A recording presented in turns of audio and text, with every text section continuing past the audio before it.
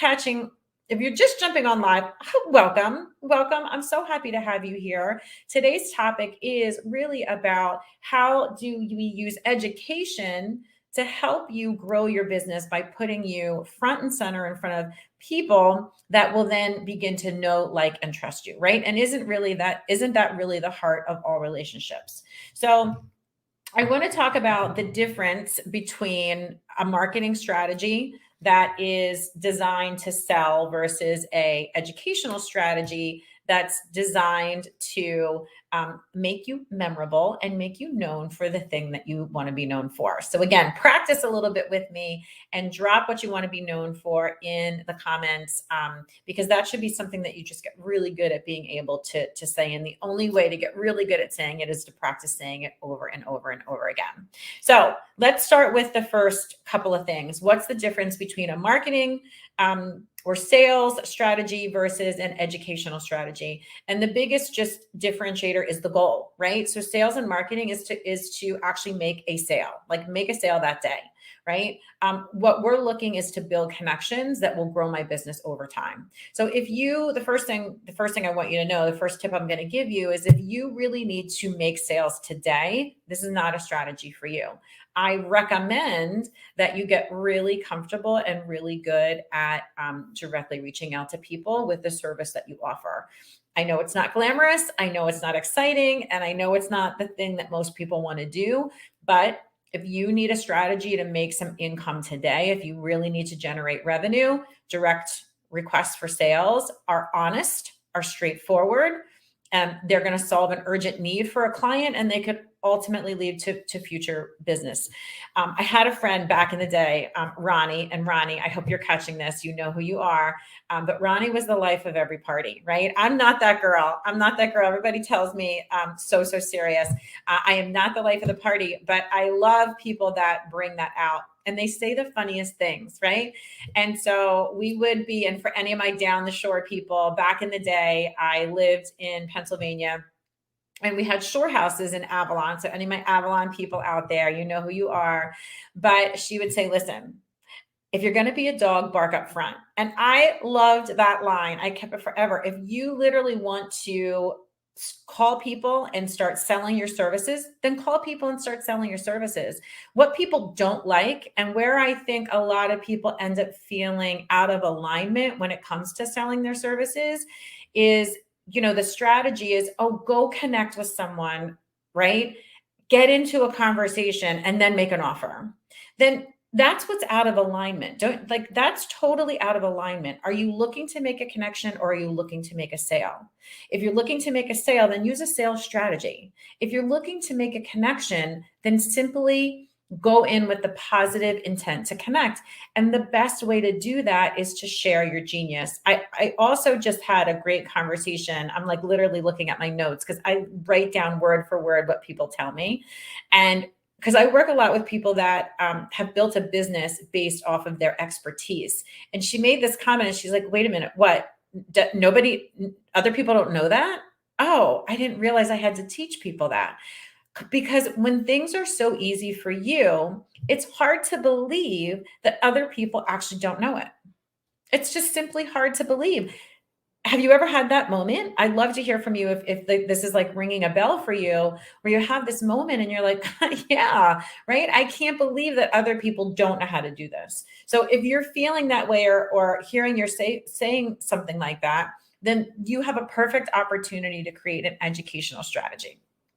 So let me give you just a few quick examples of what that might be. Tips videos are great educational strategies. Webinars are great educational strategies. When someone makes an appointment with you, and then you have a series of 4 to 5 informational type emails that go out with maybe some video or some other things, that's an educational type strategy. Again, the goal is not to sell you. The goal is to make sure that you're generating connections, that people understand what you do, that you're solving some immediate problems, creating that reciprocity. I love podcasts for that. I love internal podcasts for that. And we've made quite a few different strategies for our clients over the years. So if it's something you're interested in, definitely connect with me. Be thrilled to show you a couple of examples of how it works. But today, what I want you to know are 3 things that can help you to kind of get into action. Because, what we always say is the first one is probably never your best one, right? The second one's a little bit better. By the time you're on your 3rd version, you really have all the kinks and everything worked out. So, how do I get started on an educational strategy? Just get started. Pick a topic, pick something you're exponentially good at, that others would be interested to hear about, that you could tell a story about, or that you have a scenario that explains it, and simply start recording. You could do it as a video, you can write it down, whatever medium works best for you. Now, what gets in people's way of doing that? They'll tell me all the time, Susan, I'm just not brave like you. I'm not brave. I can't, I don't think I can live stream. And the thing I want you to know truly about that is that bravery is not something you are. Bravery is actually something you become as a result of those uncomfortable, imperfect, messy, awkward steps that you take in the beginning of everything. I won't get into it here today, but I would love to show you some of my older live streams and you'll see exactly what I'm talking about, right? You might look at me today and say, wow, she's a very confident person. That's not me. And I can tell you with every bit of sincerity, it was not me either. But just because you aren't that way today does not mean that you can't become that way. So the first step is always, what's the block, right? What's the mindset block? What's the voice in you telling you you can't? Let's fix that first. Make it easier on yourself to get started. Second thing I want you to know is that, again, this is a slow burn strategy. So educational strategies are informational. It's the only time I love informational programs, right? New, interesting, disruptive, things that are different from how other people see things. This is why I love working with visionaries and entrepreneurs. You see things so differently. And the joy of sharing that with other people actually becomes super fun and really exciting. So remember, we're not doing this as a way to sell our services. We're actually doing this as a way to open ourselves up to the widest range of people and become known for what we do so that we can continue to grow our business. So this is what I call a slow burn strategy. If you need a fast, quick, you need money, you need a cash injection today, there's lots of other things for that. This is a longer term. And the last thing that I'll leave you with as you're thinking about your educational strategy is ask. Call up some of your clients that you've worked with in the past and simply ask them, what is the simplest, most easiest thing I did that you thought was helpful and valuable? And let them tell you, because if it worked for them, it will work for other people as well. So if you're stuck with how do I get started, first of all, make sure you clear the mindset blocks. Secondly, go in with the right intent. Remember, if you're going to be a dog, bark up front. This is not a sales strategy. Please don't use it that way.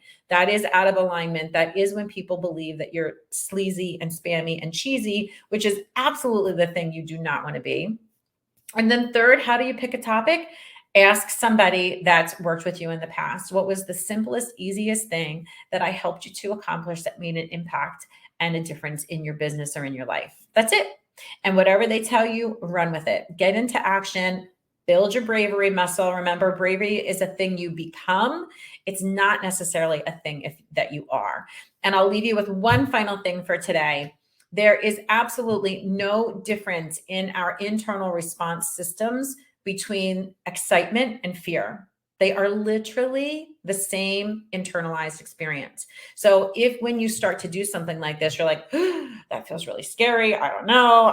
Could I really do that? I want you to know that you can literally not use that as a reason to stop and use it as a reason to start building a mindset around, that feels a little fearful. That must mean it's the next best thing in life for me.